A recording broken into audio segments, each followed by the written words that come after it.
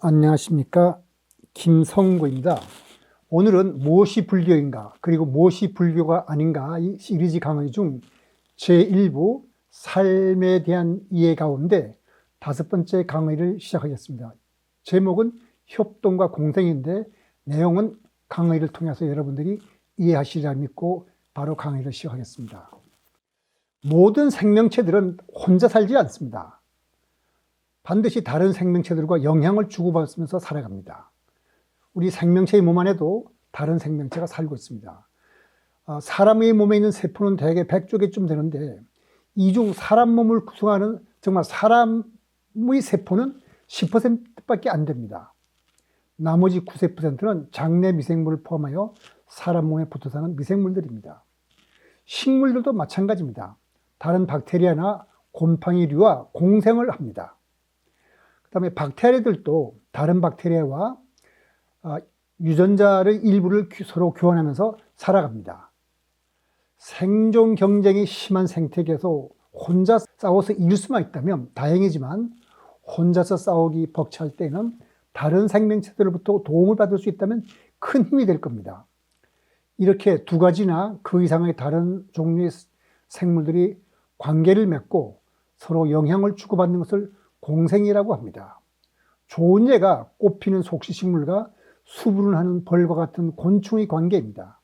개미와 진딧물, 개미와 쇳불 아카시아도 공생의 좋은 예입니다.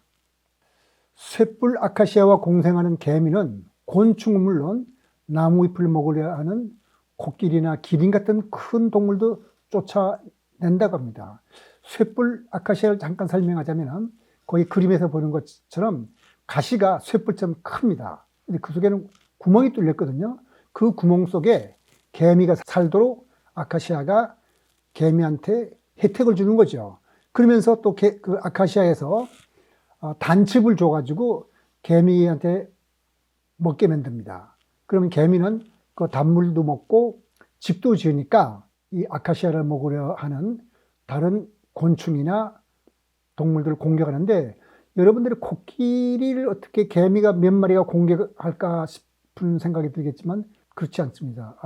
남미에 총알개미라는 것이 있는데 우리나라 생물학자로서 최재천 교수가 있었죠. 서울대 계시다가 나중에 이화여대로 옮기신 분인데 이분이 경험한 바에 의하면 총알개미 20마리만 몸에 붙으면 견딜 수 없답니다. 마찬가지로 예민한 코끼리 코에 개미가 몇십 마리가 붙으면 코끼리가 도망을 칩니다. 그렇게 해서 쇳불 아카시아와 개미가 서로 돕고 돕는 관계를 있는 거죠. 그 다음에 생물학적 개념으로는 공생의 관계에도 여러 가지가 있어서 보통 4가지로 공생 관계를 분류합니다. 상리공생이라서 둘 다 양쪽으로 이익을 얻는 겁니다. 아까 쇳불 아카시아와 개미가 이 경우에 해당하겠네요. 그다음 편리공생이라서 한쪽만 이익을 얻고 다른 쪽은 별로 이익도 손해도 없는 경우를 말하는 거고, 편해공생이라고 해서 한쪽은 피해를 입고 다른 한쪽은 별로 영향 없는 경우고, 그다음 기생이라는 것은 한쪽에만 이익이 되고 상대방은 피해를 입는 경우인데, 기생에 대해서는 지난번에 강의에서 말씀드렸기 때문에 오늘은 제가 상리공생에 대해서만 말씀을 드리겠습니다.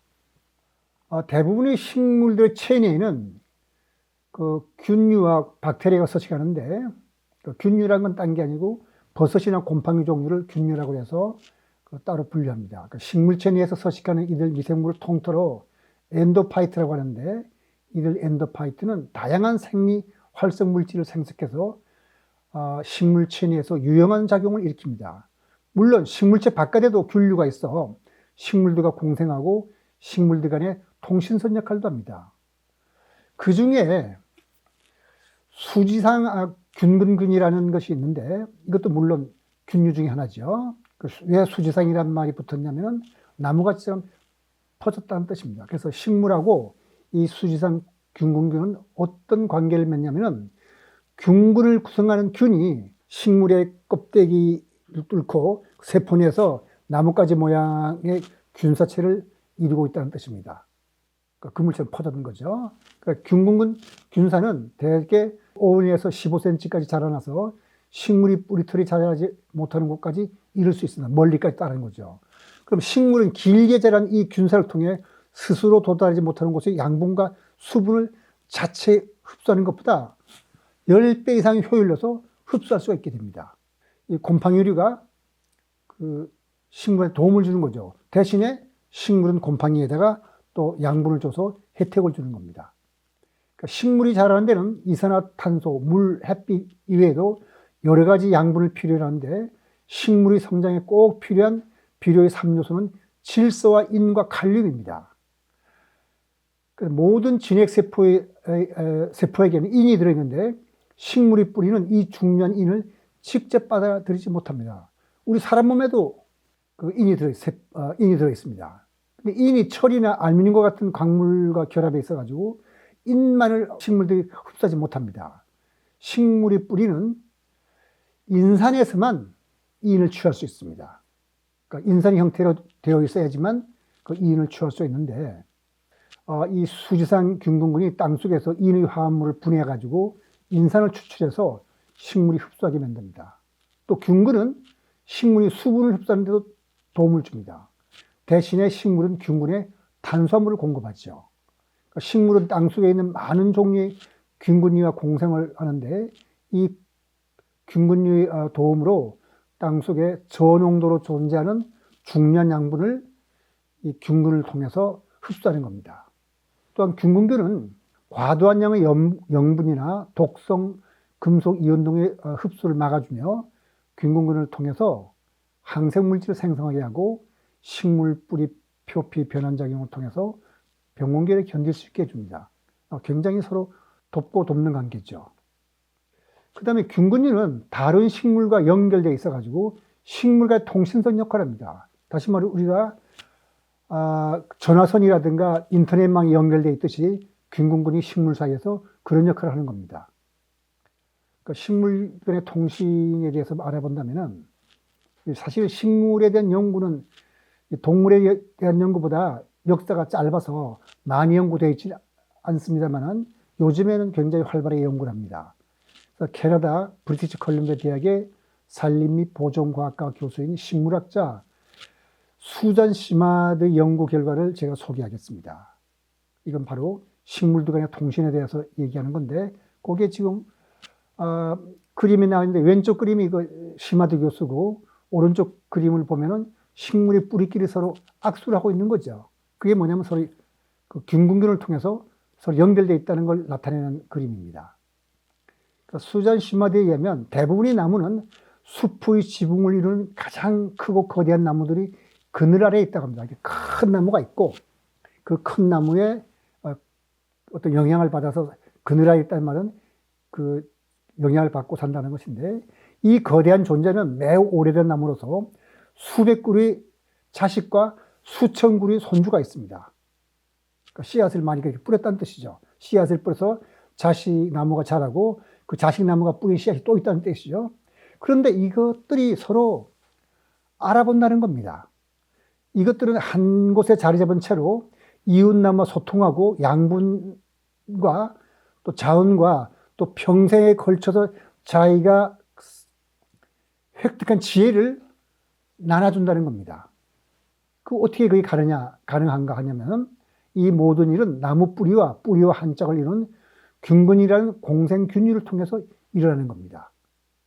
그래서 균근은 그물망 같은 균사체를 만들고 균사체는 나무 뿌리 시스템보다 훨씬 더 넓은 범위로 확장해서 여러 나무들의 뿌리를 잇는 역할을 합니다. 그러니까 통신선이 연결되어 있는 거죠.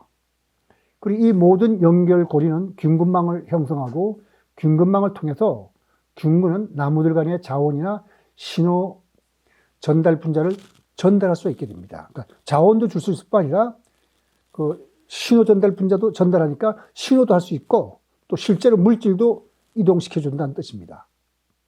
그러니까 제일 오래된 나무에 가장 큰 균근망이 있고 다른 나무들과 가장 많이 연결되어 있습니다. 이 모든 연결을 추적하기에는 너무 복잡하죠. 균근균이 100종 정도로 매우 다양하기 때문에 그런데 한 나무가 수많은 종류의 균근으로 둘러싸일 수 있습니다. 그러니까 한 가지 균근만 있는 것이 아니라 수백 종이 있다는 뜻입니다. 그리고 각 균근은 특정한 나무들과 연결고리를 형성하는데 그에 따라서 각 종류별로 독특한 균근 연합을 형성하게 됩니다. 그래서 이 망을 통해서 어떻게 물질이 이동하는지를 살펴보는데, 이 수잔시마드가 특별하게 주목한 것은 당입니다. 당은 탄수화물이죠. 그러니까 우리 광합성을 통해서 식물이 당을 만들면 그 당이 어떻게 이동하는지를 이 시마드 교수가 자세히 연구를 해봤습니다. 그래서 먼저 다 자란 나무에서 이웃한 어린 나무로 당이 이동하는 것을 이제 이 시마드 교수가 확인한 겁니다. 먼저 그 당의 이동은 매우 높은 곳에 시작합니다. 그러니까 숲의 지붕을 형성하는 가장 큰 나무 잎사귀에서 여기서 이제 광합성을 통해서 당을 만들면 그 당이 높은 곳에서부터 쭉 당을 형성한 다음에 가지로 나무 줄기 밑둥으로 와가지고 뿌리까지 갑니다. 그 다음에 거기서부터 균사로 이동하게 됩니다. 그래서 균사를 통해서 이웃 나무에 있는 뭐 자기 자손이라든가 손자나무로 당을 전달하는 거죠. 이렇게 이동하는 당의 일부는 균군이 흡수하여 사용하게 합니다. 균군도 도움을 받아야 되니까요. 그렇지만 나머지는 다 이웃 나무 뿌리로 전달되는 겁니다. 그러니까 숲속의 어린 나무는 그늘에서 자라기 때문에 광합성을 하기 어렵습니다. 그 당을 만들 기회가 작지만은 바로 자기의 부모나 또 그 할머니에 해당하는 조상나무의 도움으로 이렇게 살아가게 되는 겁니다. 아주 협동이 잘 되는 거죠. 우리 사람들이 자식을 먹여 살리듯이 나무들도 그렇게 하는 겁니다. 그러니까 균근들은 나무들 간에 엄청난 양의 정보를 또 이동시킵니다.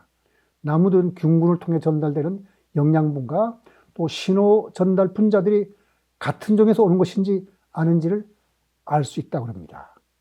뇌가 없는데 그걸 알아본다는 건 참 신기하죠. 그래서 찰스 다윈 같은 사람은 식물 뿌리가 그 뇌에 해당하는 뇌두라는 게 있어가지고 그 뇌 역할을 한다 그러는데 아직까지 공인된 것은 아니고요. 어쨌든 뇌가 없어도 이렇게 서로 신호를 전달하고 식물들 알아챕니다.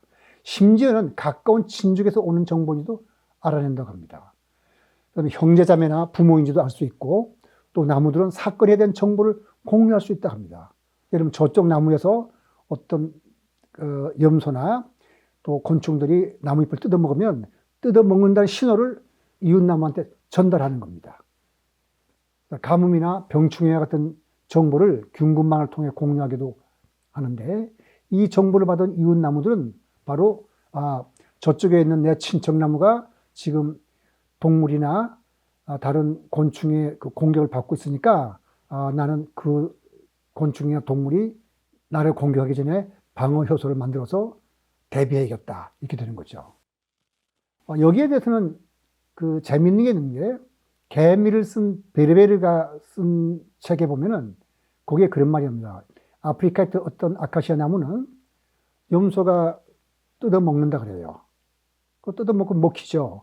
그런데 똑같은 나무인데도 한 10km쯤 떨어진 곳에 가서 또 염소가 뜯어먹으려면 그때는 염소가 그 아카시아 나무에서부터 중독이 돼가지고 죽기도 하고 크게 상한다는데 어떻게 그런 거냐면 뜯어먹힌 나무가 피톤치드를 내버리는 겁니다.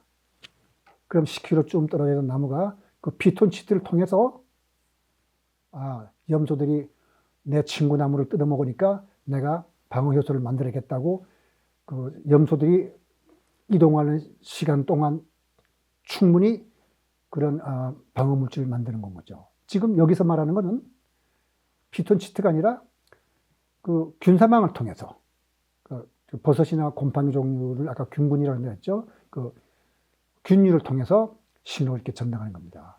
그러니까 숲은 이렇게 모든 것이 깊이 연결되어 있어서 한 종에 영향을 주는 것은 반드시 다른 종에도 영향을 미치게 되어 있습니다. 한마디로 상리공생이라고 하지만 여기에도 냉정한 계산이 따릅니다. 그냥 물론 같은 종류의 나무들끼리는 한쪽이 희생해서 한쪽에 주기도 하지만 서로 종이 다를 때는 아주 냉정한 계산에 따라서 이해관계를 따진다는 말입니다. 무슨 뜻이냐면 아까 말씀드린 그 쇳불 아카시아와 개미 경우에도 그런데 여기서는 콩가식물과 뿌리오 박테리아가 어떻게 냉정한 계산을 하는지 말씀드리겠습니다. 뿌리옥 박테리아가 콩과 식물에 질소 화합물을 공급하면 콩과 식물은 탄소와 그 밖의 세균 증식 물질을 공급해서 서로 이익이 되는 공생을 하고 있습니다. 콩과 식물은 뿌리옥 박테리아를 맞아들이려고 뿌리에 통로를 만듭니다. 그럼 콩과 식물은 뿌리옥 박테리아가 만들어내는 질소 양을 계산해 보고서 내가 맞아들이는 뿌리옥 박테리아 수를 판단합니다. 왜냐면 자기 영양분을 줘야 되니까요. 나한테 필요한 질소를 주는 만큼만 박테리아를 받아들이는 거지 더 많이 받아들이지는 않아요. 왜냐면 더 많이 받아들이면 그 뿌리옥 박테리아를 내가 먹여 살려야 되니까 에너지가 많이 들지 않습니까? 그러니까 일정한 것 이상 들어오게 되면 못 들어오게 차단하는 겁니다.